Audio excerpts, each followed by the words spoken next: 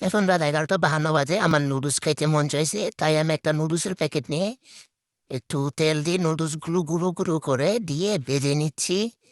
কারণ আমি এগুলো দিয়ে নুডলস মাখা বানাবো। এই যে এগুলো নাড়তেছি। এখন ভাজা হয়ে গেছে। একটু লাল, লাল করা কালার এসেছে। এখন এগুলো উঠিয়ে নেব। উঠানোর পরে এই সালাদ আমি কেটে নিয়েছি। এখন কিছু পেঁয়াজ কুচি, কিছু শসা কুচি, টমেটো, তারপর একটু লেবু, একটু ধনিয়া পাতা, একটু কাঁচামরিচ, একটু চিনি ফ্লেক্স, এরপর একটু জিরার গুঁড়ো, একটু লেবুর রস দিয়ে দিব। দিয়ে তারপর এগুলোকে খালি মাখাবো, মেখে ভর্তা বানিয়ে দিব।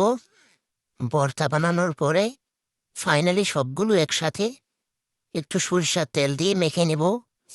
তারপর মাখাটা যা হবে না, এক্কেরে মজা হবে। খেলাম, ওয়াও!